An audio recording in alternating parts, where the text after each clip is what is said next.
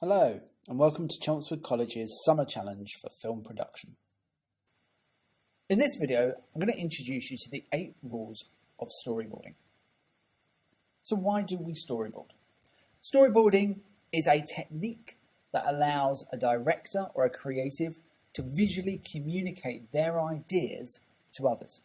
Now, those other people can be investors, or it could even be crew members, but it allows them to give an opportunity to see what's in their mind visually on paper.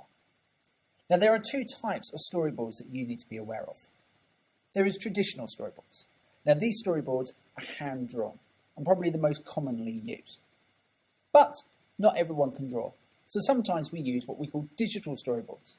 And digital storyboards allows a photographer to take the pictures to, again, show what the intentions are for that piece.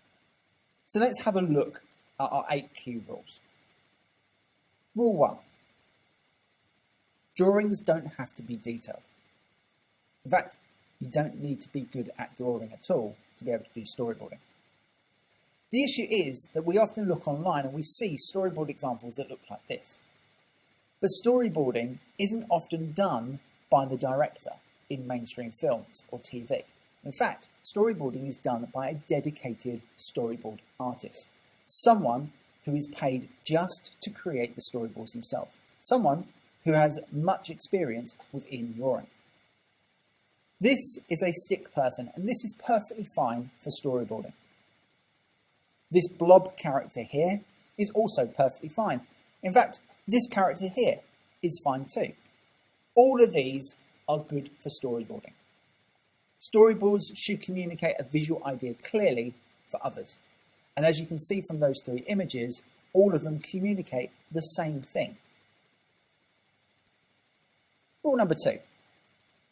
What you draw must be relevant to what your intended shot will look like. There are many shots that we use to communicate meaning for an audience, and having an understanding of that is really important.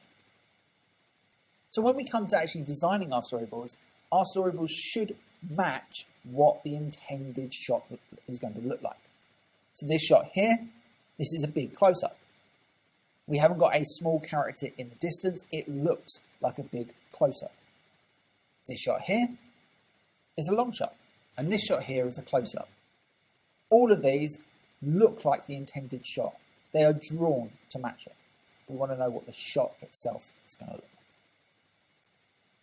Rule number 3. Chosen shots must have a meaning or purpose. The job of the director and the cinematographer is to pick the shots that best communicate the story. Now, a good thing to be thinking about here is how close or how far away your shot is. Shots like this, close-up shots, give us a sense of more detail. We see their facial expressions, we see their attitude. Close-up shots allow us to show the emotions of a character clearly. And they allow us as an audience to connect, feel for, and understand a character better. On the flip side of that, further away shots, wide shots, give us less detail to see. But wider or long shots allow us to show the relationships between characters and our objects. Look at the shot from the film Parasite at the top. It gives us a sense of the relationship between the characters. But wider and long shots can also establish characters with their environment. This shot from Bond gives us an understanding of his relationship to the City of London. But also wider and close-up shots can give us a subtle indication of our heroes and villains. A wider or longer shot will allow us to connect less with the villain character than our hero character. So here's an example from Spider-Man of the character The Spot. You can see that it's a long shot of him.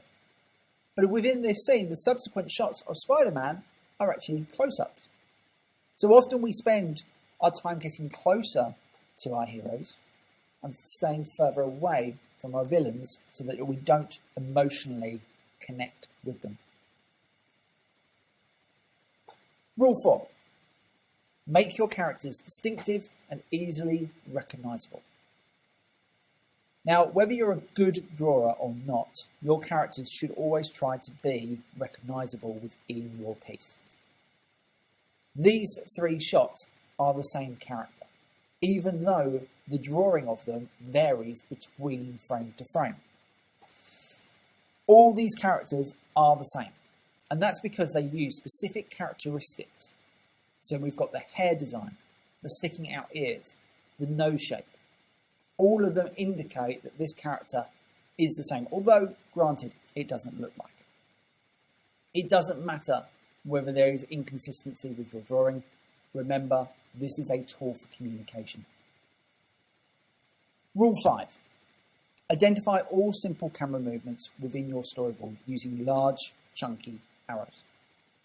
Film is very rarely static, so often or not we need to identify those key movements of the camera. And we do that by using large, chunky arrows. This chunky arrow here indicates that this will be a tracking shot, that the camera will be moving. Now, there are lots of different basic movements, and again, the communication of this doesn't always have to be exact, but it should be clearly identifiable or clearly communicated within your piece. So, a pan movement is usually indicated like this. A tilt movement is indicated like this. A zoom in is usually indicated by a square that indicates what the final framing will be, and then we'll have arrows pointing in to that moment to again indicate that we are zooming in. The zoom out again has that square, but this time that will be our first shot, and the arrows will point outwards to give us an indication that we're going out. A tracking shot will be indicated with arrows going on and off the screen. A push in will be towards the bottom, and a push out will be the reverse. As I said before, these are just basic ways of indicating camera movement. Depending on what you're designing, depending on your image, depending on what camera movement you're looking for, as long as it's clearly communicated, the accuracy of this doesn't necessarily have to be on point every time. Rule 6. Indicate key character movement with small, simple arrows. Now, a storyboard will often capture a frozen image of a shot, but sometimes we need to emphasize that there is a particular movement, a key movement within it that you need the actor to do. So these 2 pictures here demonstrate those key movements. The top picture is the removal of the phone from his pocket. The bottom picture, him turning and looking. They're key actions. We'll not necessarily need to identify every movement that the character does, but they are key moments within it. So you indicate that with just a small arrow, and that will then make it distinguishable from the camera movement. Rule 7. Create depth with perspective using foreground, midground, and background. Let's have a look at this picture from Martin Scorsese's film, The Aviator. Now, this shot here comprises of 3 different layers. We have the foreground, which is our main character at the front with the microphones. They're our focus for the scene. Then we have what we call the midground. Now, this is the objects or group of people or items that are between the foreground, our main character, but are in front of our background. And then we have our background itself, the plane. By positioning these items in these 3 layers, we are creating some sense of depth. It's not a flat picture, it becomes a deeper picture. So how do we communicate that within our storyboards? Well, here's one example. We have that picture of our man turning. And you'll notice with the storyboard that there are some items in the background that I've done. I've drawn a back wall, and that creates our background. We've got our man, which is at the front of our scene, and here's our foreground. And you can see there that I've also been thinking about props and bits. So there's a bin that I've put in, which is just slightly on the frame. But again, that's in our midground. It creates some sense of depth that he's looking behind into a distance. Check out this shot at the bottom here. This shot here, I've created distance by having the bin now at the foreground. Okay, that's at the front of our scene.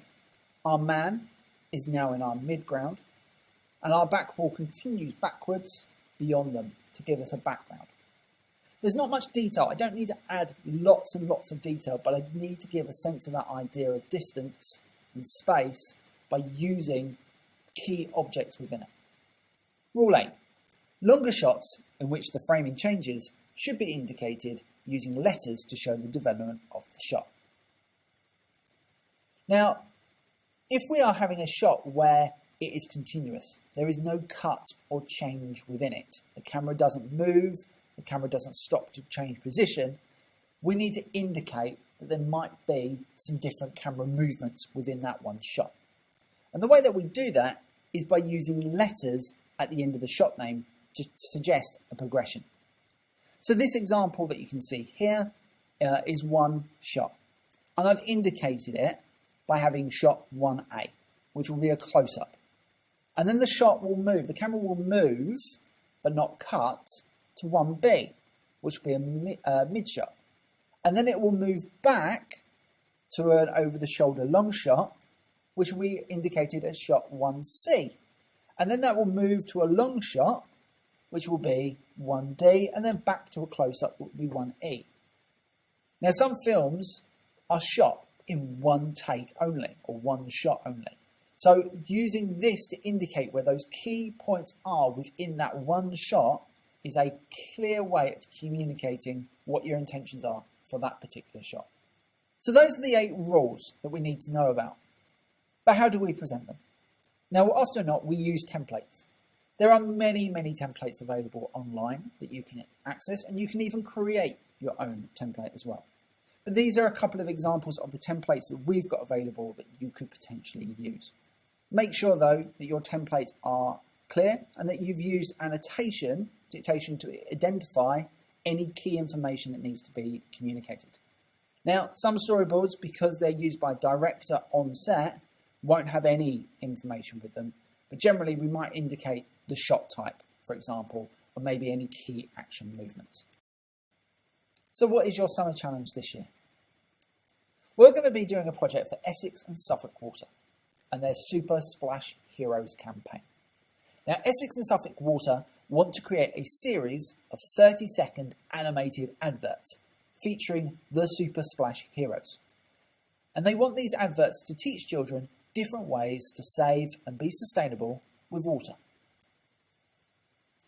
Essex and Suffolk Water would like you to create a storyboard for a new Super Splash Heroes advert that teaches kids about only one, of the following water sustainable methods.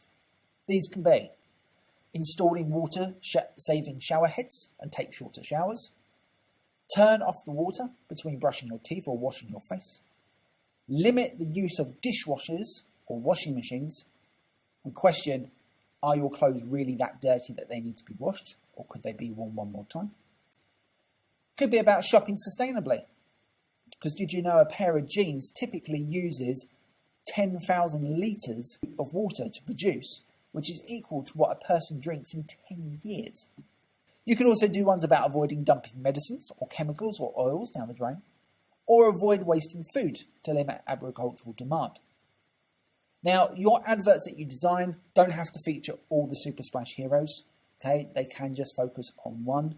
The primary objective is to make sure that you are teaching children about one of these potentially 6 methods. So your key requirements. You can present your storyboard as either a traditional storyboard, so hand-drawn, or a digital storyboard, going out and actually taking photographs.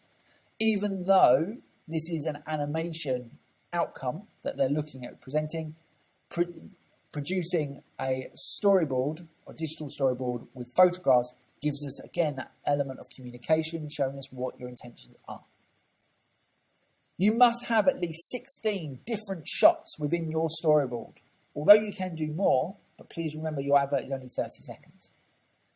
16 shots may seem a lot for a 30-second advert, but remember we want this to be exciting and fun and fast-paced for kids. So 16 different shots means that you've got roughly 2 seconds a shot to fill that 30 seconds. I am looking for you to follow the 8 rules of storyboarding within your piece. Your last shot must include the Essex Suffolk Water logo and the slogan on screen, saving water with Super Splash Heroes. And make sure that you can also include a memorable image as well, something that people will remember. This is a must. This is what we refer to often in the industry as a pack shot, and it's the bit that people will remember the most. Your storyboard should be presented using an appropriate template, which can either be one that you've downloaded from the internet, one you've downloaded from our website, or one that you've created yourself. But ultimately, it must be easy to follow with simple notes.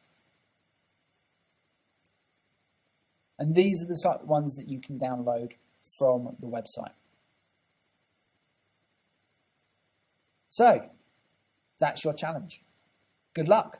I look forward to seeing the results.